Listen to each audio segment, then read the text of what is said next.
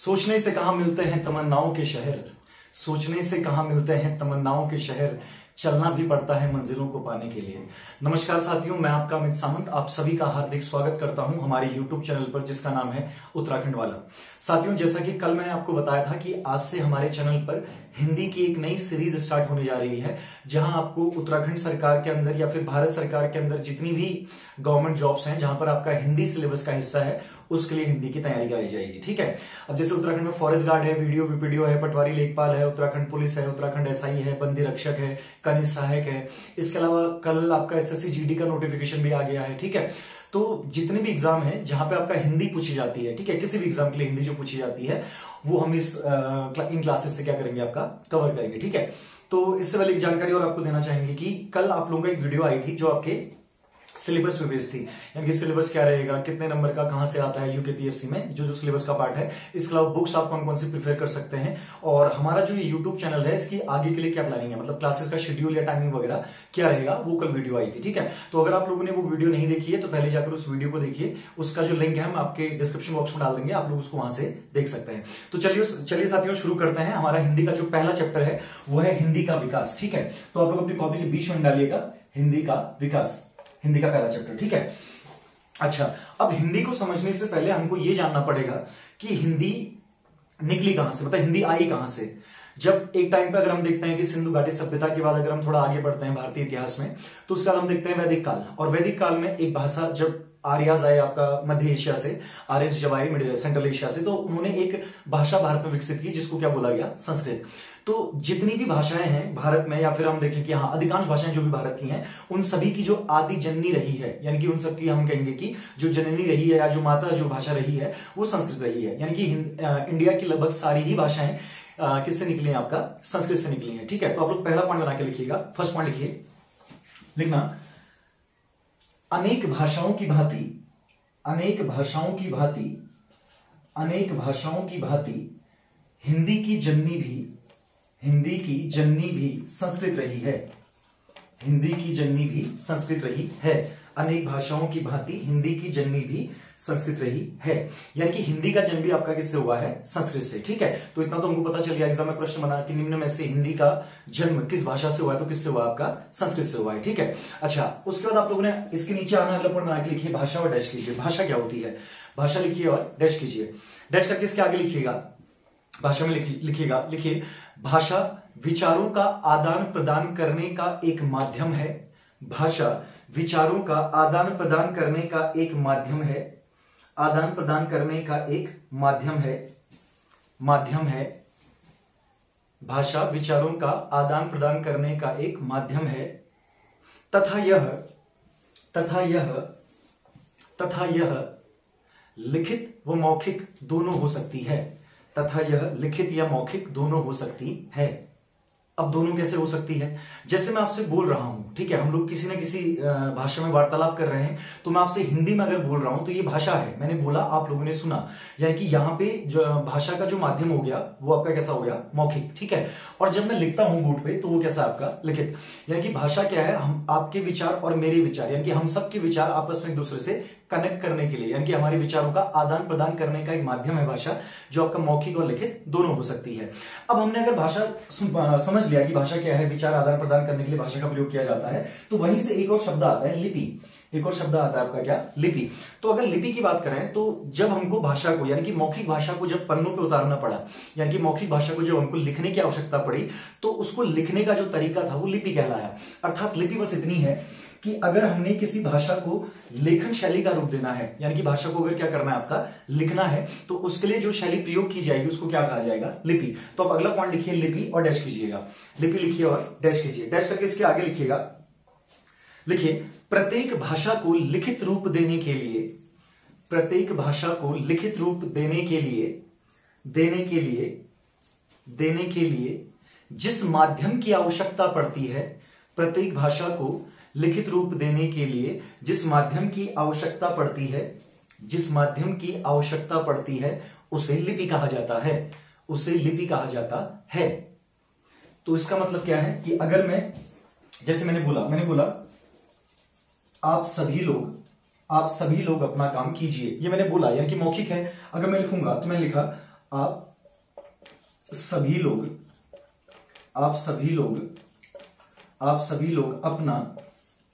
अपना काम करें। आप सभी लोग अपना काम करें। ठीक है, मैंने क्या लिखा? आप सभी लोग अपना काम करें। यानी कि जब मौखिक भाषा को लिखित रूप दे दिया गया, जब मैंने इसको लिख दिया गया तो इसको लिपि बोला गया। ठीक है, अगर हमने नॉर्मली हम लोग वार्तालाप में यूज कर रहे हैं तो वो आपका भाषा है मौखिक फॉर्म पे, और अगर हमको भाषा को लिखना है यानी कि लिखित रूप देना है तो उसके लिए किसका प्रयोग किया जाएगा? जिस तरीके से मैंने इसको लिखा, यानी कि भाषा को लिखने का तरीका क्या कहलाया? आपका लिपि कहलाया है। क्लियर है इतना? चलिए ठीक है, इसके बाद आगे बढ़े और हम ये देखते हैं कि हिंदी भी एक भाषा है और हम हिंदी को लिखते भी हैं। तो अगर हिंदी लिखित भाषा है यानी कि लिखी जाती है तो हिंदी की भी कोई लिपि होगी। तो हिंदी की लिपि क्या है? देवनागरी। ठीक है, तो इसके नीचे आके एक नोट करके आप लोग लिखिएगा, नोट में लिखिए हिंदी की लिपि देवनागरी है। हिंदी की लिपि देवनागरी है। अब देखिए देवनागरी लिपि का विकास कहां से हुआ? लिपि विपि वो दूसरा चैप्टर है। ठीक है, अभी हम लोग भाषा का विकास पढ़ रहे हैं, तो आप लोग बस इतना याद रखिएगा कि हिंदी की जो लिपि है वो कौन सी? आपका देवनागरी है। चलिए मैं एक बार बोर्ड साफ कर लेता हूं, उसके बाद आगे बढ़ते हैं। तो साथियों, जैसा कि हम देखते हैं कि अगर सबसे पहले बात की जाए संस्कृत की, ठीक है, सबसे पहले किसकी बात की जाए? आपका संस्कृत की। तो वैदिक काल की जो भाषा रही है वो संस्कृत रही है, यानी कि वैदिक काल में भाषा कौन सी यूज की जाती थी? आपका संस्कृत, वैदिक एज में। ठीक है, उसके बाद क्या हुआ कि नए नए धर्म सामने आए। तो इसके बाद जैसे बौद्ध और जैन धर्म का उदय हुआ तो इन लोगों ने एक नई लैंग्वेज इजाद की। ठीक है, बौद्ध धर्म की अपनी नई लैंग्वेज आई और जैन धर्म की अपनी नई लैंग्वेज आई। ठीक है, कुछ शब्द उससे संस्कृत, कुछ शब्द इन भाषाओं में संस्कृत से भी लिए गए। ठीक है, तो संस्कृत से किस भाषा का विकास हुआ? आपका पाली का। और पाली किस धर्म की भाषा थी? बौद्ध धर्म की। ठीक है, आप इसको ऐसे फ्लो चार्ट में बनाइएगा। संस्कृत वैदिक काल की भाषा हो गई। ठीक है, संस्कृत से क्या निकली? आपका पाली, और पाली किस धर्म की भाषा रही? आपका बौद्ध धर्म की। ठीक है, गौतम बुद्ध का नाम आपने सुना होगा। ठीक है, उसके बाद पाली से जो अगली नई भाषा बनी वो थी प्राकृत। वो कौन सी थी? आपका प्राकृत। और प्राकृत थी आपका जैन धर्म की भाषा। किस धर्म की भाषा थी? जैन धर्म की। देखिए संस्कृत से पाली, पाली से आपका क्या? प्राकृत। अब इसके बाद क्या हुआ? प्राकृत के आने के बाद भाषा थोड़ा अपने पथ से यानी कि अपने मार्ग से भटक गई, यानी कि भाषा जटिल हो गई। कैसे हुई? आपका जटिल। और इस जटिल भाषा को नाम दिया गया अपभ्रंश। क्या बोला गया इसे? अपभ्रंश। और आगे चल के अपभ्रंश में थोड़ी और जटिलता आई, ये और जटिल हुई और क्या कहलाई? आपका अवहट्ट। यानी कि प्राकृत के बाद, प्राकृत भाषा आने के बाद जब भाषा आगे बढ़ने लगी तो भाषा अपने पथ से भटक गई, और जब भटक गई तो उसको क्या नाम दिया गया? आपका अपभ्रंश। और अपभ्रंश में भी जब कुछ कमियां आई तो उसको क्या बोला गया? आपका अवहट्ट बोला गया। ठीक है, और इसी अपभ्रंश से विकसित हुई हमारी भाषा कौन सी? हिंदी। इसी अपभ्रंश से कौन सी भाषा विकसित हुई? आपका प्राचीन हिंदी। ठीक है, तो यहां से दो अलग अलग प्रश्न बनते हैं। देखिए अगर बोलता है कि हिंदी की आदि जननी कौन है, तो हिंदी की जननी कौन रहेगी? आपका संस्कृत।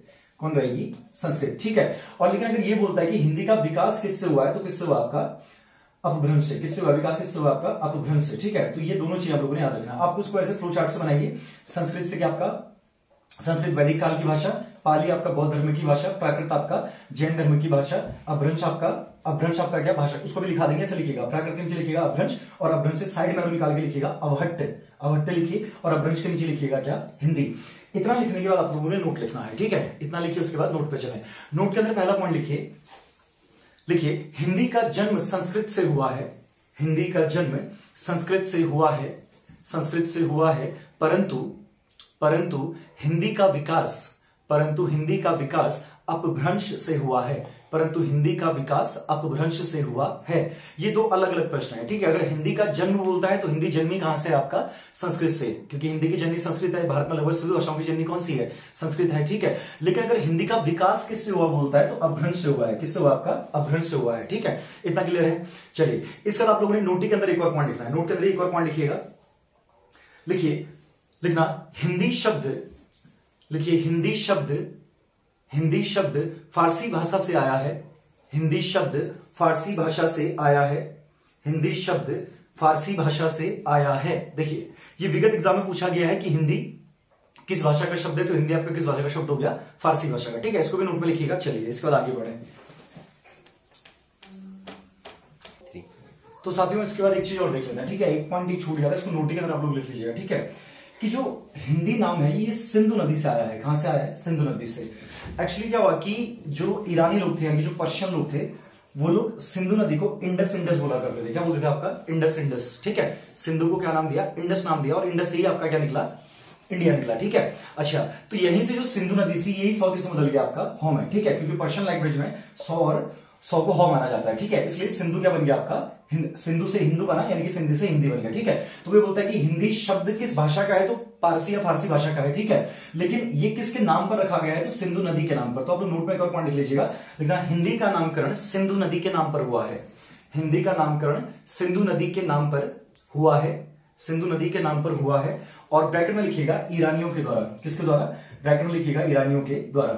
उधर ही नोट के अंदर एक और पॉइंट लिखिएगा, जो भाषा शब्द है, ठीक है, भाषा शब्द है ये संस्कृत से आया है, और संस्कृत की किस धातु से आया है बोलता है, ठीक है। कौन सी धातु से आया है, तो संस्कृत की भाषा धातु से आया है। नोट कर एक और पॉइंट लिखिए, लिखिए लिखना भाषा शब्द की उत्पत्ति, भाषा शब्द की उत्पत्ति, भाषा शब्द की उत्पत्ति संस्कृत की भाष धातु से हुई है, संस्कृत की भाष धातु से हुई है, ठीक है, संस्कृत की भाष धातु से हुई है। अच्छा, इसके बाद अगला पॉइंट बना के देखिए, जो संस्कृत है इसको भी हम दो भागों में बांटते हैं। कितने भागों में बांट सकते हैं आपका, दो भागों में। देखो, एक वैदिक काल की संस्कृत, यानी कि जिस संस्कृत में आपका वेद रचे गए, ठीक है। तो वैदिक काल की जो संस्कृत है इसका पीरियड रहा 1500 ईस्वी पूर्व से लेके 1000 ईस्वी पूर्व। फिर देखिए इसका टाइम पीरियड आपसे नहीं पूछने वाला है, ठीक है, बस ये आपके नॉलेज के लिए है कि वैदिक संस्कृत का जो टाइम पीरियड रहा कब से कब तक रहा, 1500 ईस्वी पूर्व से लेके 1000 ईस्वी पूर्व, यानी कि 1500 बिफोर क्राइस्ट से लेके 1000 बिफोर क्राइस्ट, ठीक है, ईस्वी पूर्व से लेके 1000 ईस्वी पूर्व।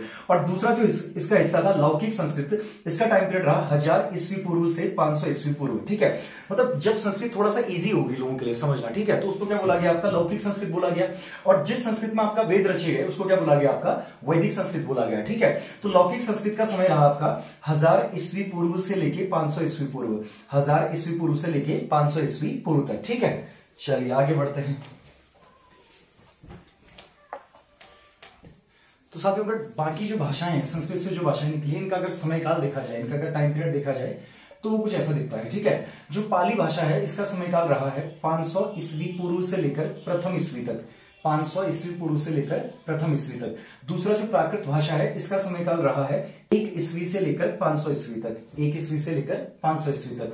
अपभ्रंश का अगर हम समयकाल देखते हैं तो ये रहा है आपका 500 ईस्वी से लेकर 1000 ईस्वी तक। कब से कब तक, 500 ईस्वी से लेकर 1000 ईस्वी तक। और अगर हिंदी की बात की जाए तो हिंदी का समयकाल रहा है 1000 ईस्वी से लेकर अब तक, यानी कि अभी तक भी हिंदी का काल जो है विकास काल वो चल ही रहा है, ठीक है, 1000 ईस्वी से लेकर अब तक।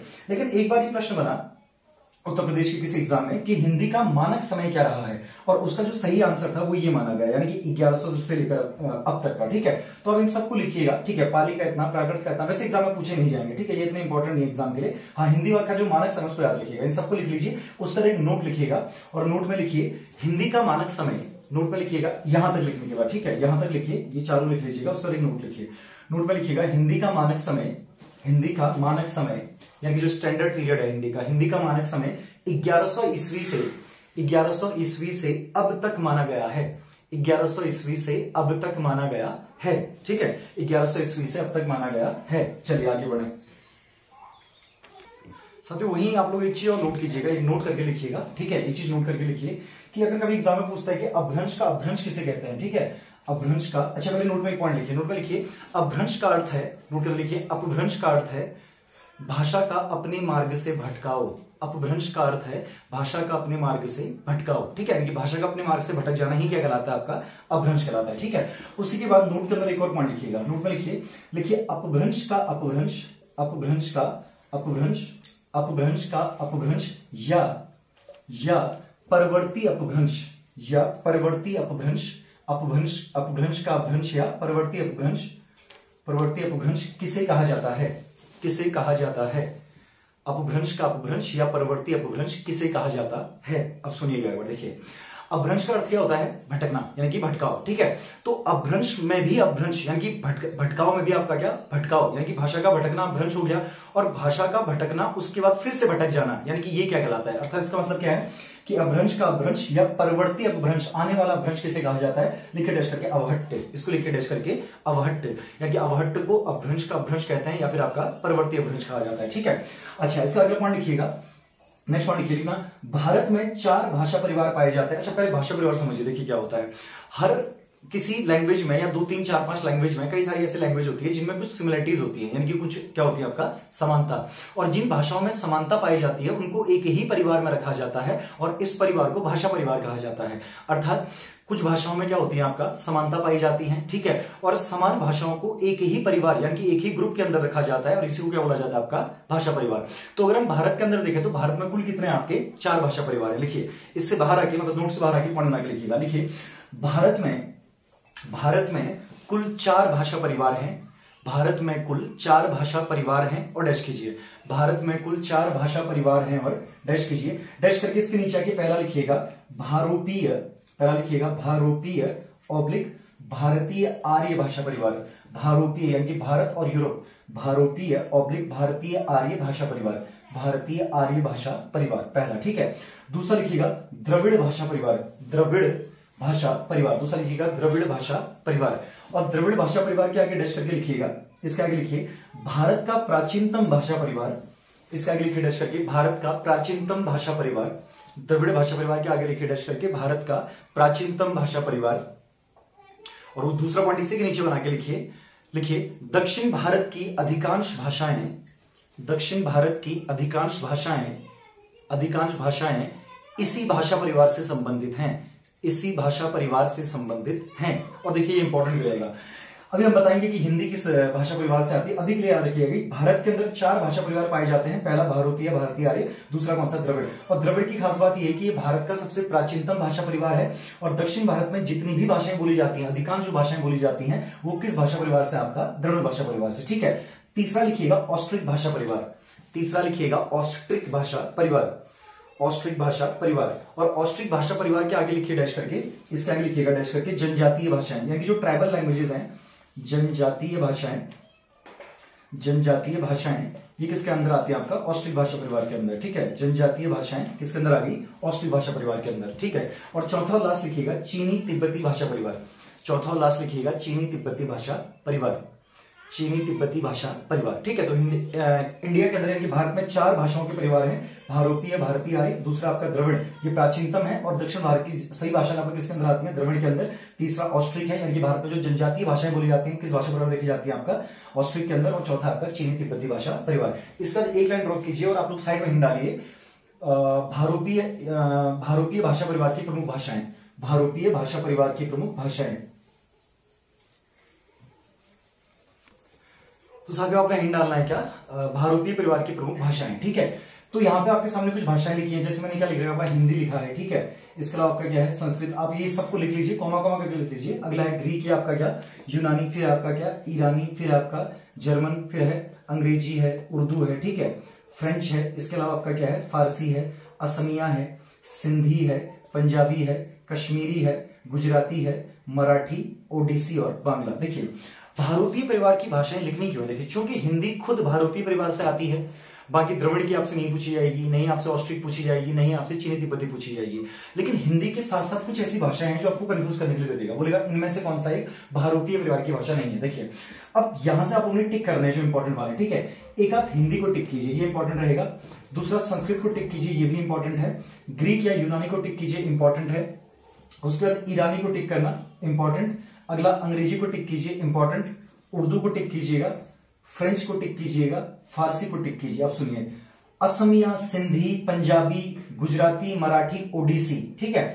मतलब आप ये मानिए कि असमिया, सिंधी, पंजाबी, गुजराती और मराठी, तो ये लोकल इंडिया की लैंग्वेजेस हैं, ठीक है। मतलब इनको अगर आप एग्जाम पूछ लेगा कौन सी है तो अब इनके साथ आप भारोपीय के साथ जाएंगे, ठीक है। कौन सी है आपका असमिया, सिंधी, मतलब इंडिया की जो लैंग्वेज है, असमिया है, सिंधी है, पंजाबी है, गुजराती और आपका क्या है मराठी है।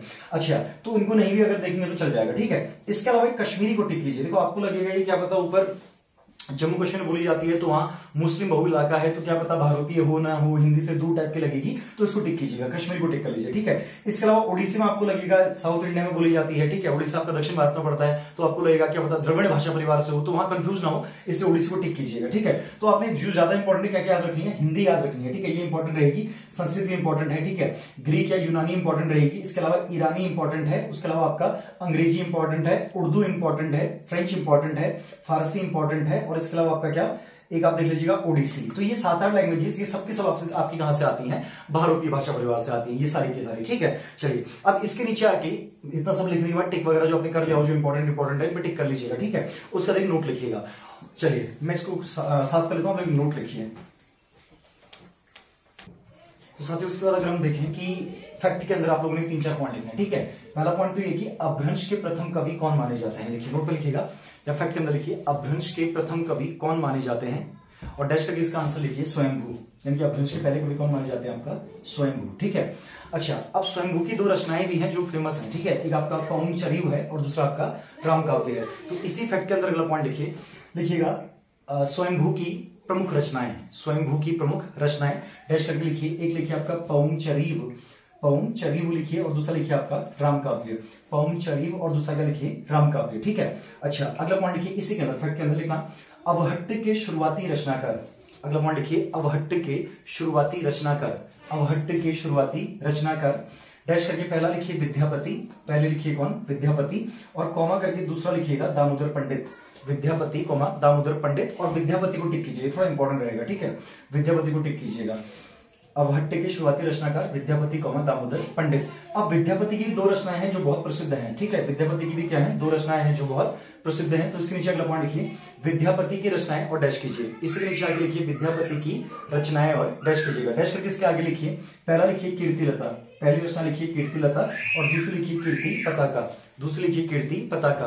पहले लिखिएगा क्या कीर्तिलता और दूसरी क्या लिखिए आपका कीर्ति पताका, ठीक है। अच्छा, आप इसी के नीचे आगे एक और पॉइंट बना के लिखिए, इसी के नीचे आइएगा फैक्ट में ही, और एक और पॉइंट बना के लिखिएगा, लिखिए लौकिक संस्कृत की प्रमुख रचनाएं, लिखिए लौकिक संस्कृत की प्रमुख रचनाएं और डैश कीजिएगा। यानी कि लौकिक संस्कृत के पीरियड में कौन कौन सी इंपॉर्टेंट रचनाएं लिखी गई, ठीक है। लौकिक संस्कृत की प्रमुख रचनाएं और डैश कीजिए। डैश करके इसके आगे लिखिएगा, एक लिखिए आपका क्या महाभारत और दूसरी क्या लिखिए आपका रामायण। तो महाभारत और रामायण दोनों ही लौकिक संस्कृत में लिखी गई हैं, लौकिक संस्कृत की प्रमुख रचनाएं हैं कौन कौन सी आपका महाभारत और रामायण। चलिए इससे आगे देखते हैं। तो वैसे इसका आप लोगों ने क्या करना है कि कॉपी के बीच में डालनी है 2 लाइन छोड़ के, क्या डालनी है अपभ्रंश के भेद, यानी कि अपभ्रंश के कितने प्रकार है डालिएगा अपभ्रंश के भेद। इसके आगे ब्रैकेट बना के लिखिएगा 7, यानी कि अपभ्रंश के कितने भाग हैं आपका 7 भाग है, 7 भाग है या फिर इसके 7 हिस्से हैं, ठीक है, या 7 भाग हैं, ठीक है। तो अपभ्रंश के 7 भागों में ऐसे लिख लीजिएगा फ्लो चार्ट में। पहला आपका आता है कौन सा सोर्सेनी अपभ्रंश, या इसके नीचे 1 2 3 4 करके लिख सकता है, ठीक है, जैसे आप लोगों से लिखिए। पहला लिखिएगा सोर्सेनी अपभ्रंश, ठीक है। दूसरा लिखिए अर्धमागधी अपभ्रंश, अर्धमागधी अपभ्रंश। तीसरा लिखिए मागधी अपभ्रंश, थर्ड लिखिए आपका मागधी अपभ्रंश। चौथा रहेगा खश अपभ्रंश, चौथा क्या है आपका खश अपभ्रंश। अगला है ब्राचड अपभ्रंश, अगला क्या है ब्राचड अपभ्रंश। उसके बाद छठा आएगा आपका महाराष्ट्रीय अपभ्रंश, छठा क्या आएगा महाराष्ट्रीय अपभ्रंश। और 7वां और लास्ट आपका क्या है पैसाची अपभ्रंश, 7वां और अंतिम क्या आपका पैसाची अपभ्रंश। आप लोग इतना नोट कीजिए फिर आगे बढ़ते हैं, ठीक है, इतना आप लोग नोट कर लीजिएगा। चलिए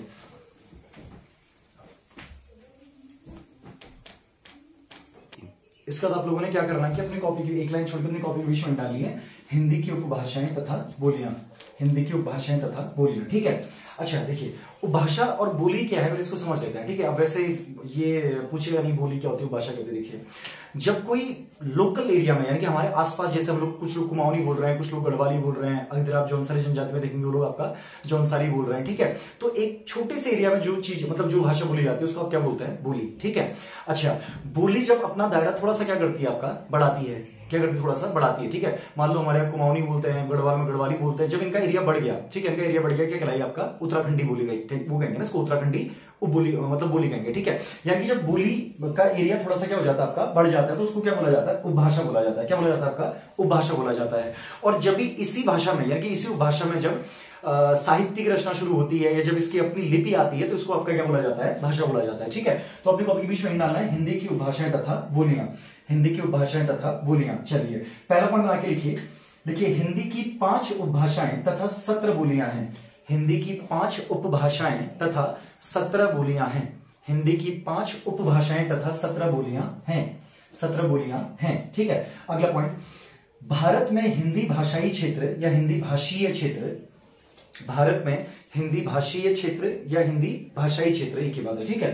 भारत में हिंदी भाषीय क्षेत्र, हिंदी भाषीय क्षेत्र में भारत में हिंदी भाषीय क्षेत्र में 9 राज्य तथा एक केंद्र शासित प्रदेश तथा एक केंद्र शासित प्रदेश तथा एक केंद्र शासित प्रदेश दिल्ली आता है, तथा एक केंद्र शासित प्रदेश दिल्ली आता है। देखिए आप लोगों को पता होगा कि भारत में आपका 28 क्या है राज्य यानी कि स्टेट्स, और 8 क्या आपका यूनियन टेरिटरीज यानी कि केंद्र शासित प्रदेश। ठीक है, 28 हो गए आपका राज्य हो गए और 8 क्या हो गए केंद्र शासित प्रदेश यानी कि यूनियन टेरिटरीज। तो इन 28 राज्यों में से 9 राज्य ऐसे हैं जो कंप्लीट यानी कि पूर्णतः जहां हिंदी बोली जाती है 9 राज्यों में। ठीक है, और एक यूनियन टेरिटरी आपका कौन सा, दिल्ली ऐसा है जहां क्या बोली जाती है आपका हिंदी। चलिए अगला पॉइंट, नेक्स्ट पॉइंट लिखिए, हिंदी की 5 उपभाषाओं, हिंदी की 5 उपभाषाओं, हिंदी की 5 उपभाषाओं तथा 17 बोलियों का, तथा 17 बोलियों का, तथा 17 बोलियों का प्रथम वर्णन, हिंदी की 5 उपभाषाओं तथा 17 बोलियों का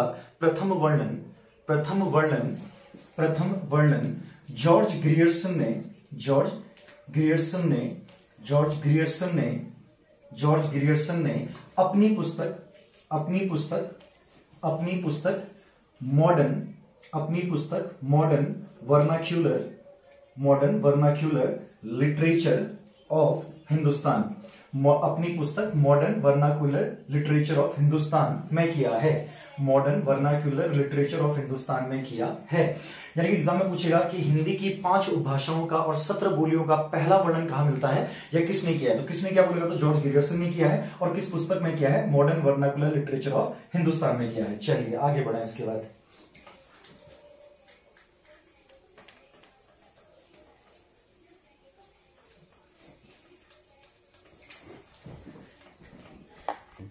तो साथियों इसके बाद आप लोग आगे देखिए कि एक बहुत बड़े भाषाविद रहे हैं। ठीक है, जॉर्ज ग्रियर्सन, क्या नाम रहा है इनका, जॉर्ज ग्रियर्सन इनका पूरा नाम है। ठीक है, जॉर्ज ग्रियर्सन। तो जॉर्ज ग्रियर्सन ने भारतीय भाषाओं का क्या किया, सर्वेक्षण किया। मतलब इन्होंने क्या किया, सर्वे किया किसका, इंडियन लैंग्वेजेस का, भारतीय भाषाओं का क्या किया आपका सर्वेक्षण किया। और सर्वेक्षण के बाद एक पुस्तक लिखी, कौन सी book, a linguistic survey of India, a linguistic survey of India. और ये बुक लिखा गया 1894 में। अब ये तो नहीं पूछेगा कि बुक कब लिखा गया, हाँ ये इंपॉर्टेंट रहेगा कि ये जो बुक है कौन सी, अ लिंग्विस्टिक सर्वे ऑफ इंडिया, इसके रचनाकार कौन है, तो जॉर्ज ग्रियर्सन। तो इसको आप लोग एक पॉइंट बना के लिखिए, इसी के नीचे लिखिए 1894 में, 1894, 1894 में जॉर्ज ग्रियर्सन ने, 1894 में जॉर्ज ग्रियर्सन ने, जॉर्ज ग्रियर्सन ने भारतीय भाषाओं का सर्वेक्षण किया, भारतीय भाषाओं का सर्वेक्षण किया। जॉर्ज ग्रियर्सन ने भारतीय भाषाओं का सर्वेक्षण किया, सर्वेक्षण किया तथा, तथा एक पुस्तक, तथा एक पुस्तक, तथा एक पुस्तक a linguistic, a linguistic, a linguistic survey, survey of India, a linguistic survey of India लिखी, तथा एक पुस्तक a linguistic survey of India लिखी। ठीक है गाइस, तो आज के लिए इतना ही रखते हैं। एक्चुअली फिर वीडियो थोड़ा लंबी बन जा रही है तो अपलोड करने में थोड़ी दिक्कत हो रही है। ठीक है, और कल के लिए हम लोग क्या करेंगे कि इसका कल पार्ट 2 आएगा इससे आगे, जिसमें हम, आप लोगों ने पुराने पेपर में देखा होगा कि इससे प्रश्न बनता है कि निम्न में से मागधी अपभ्रंश से कौन सी बोली निकली है, अर्धमागधी से कौन सी बोली निकली है, जैसे मेवाती किस अपभ्रंश से निकली है, ठीक है, भोजपुरी किस अपभ्रंश से निकली है। तो कल हम लोग क्या देखेंगे कि हिंदी की जो 5 उपभाषाएं हैं, ठीक है, हिंदी की क्या है, 5 उपभाषाएं और जो उसकी 17 बोलियां हैं, ठीक है, उनकी क्या है 17 बोलियां, उसको देखेंगे। और कल की क्लास बहुत ज्यादा क्रूशियल रहेगी। अगर आप आज की क्लास देख रहे हैं तो कल आपको कल की क्लास देखना मस्ट है। ठीक है, वो इंपॉर्टेंट टॉपिक है और पेपर में एक क्वेश्चन एवरेज वहां से रहता ही रहता है। ठीक है, उस वाले से तो अंत में जाते जाते यही कहना चाहेंगे कि अगर आपको हमारी वीडियोस पसंद आ रही है तो कृपया करके अधिक से अधिक हमारे चैनल को सब्सक्राइब कीजिए, सामने वाला बेल आइकन भी क्लिक कीजिए, क्योंकि अगर जब तक आप बेल आइकन क्लिक नहीं करेंगे तो आपकी नई क्लास, आप लोगों को नई क्लासेस का नोटिफिकेशन नहीं आ पाएगा। ठीक है, और अगर वीडियो पसंद आ रही है तो उसको लाइक कीजिए और अगर आपका कोई भी क्वारी होता है तो हमारे कमेंट बॉक्स पर रखिए। ठीक है, अधिक से अधिक इस वीडियो को अपने दोस्तों तक, अपने साथियों तक पहुंचाइए। ठीक है, और इसी उम्मीद के साथ कि कल एक बार फिर हम लोग आमने सामने होंगे और कुछ चीजें आप लोगों के साथ शेयर करेंगे। मैं आप सभी को सलाम प्रस्तुत करता हूं। ठीक है, goodbye, take care, bye bye guys.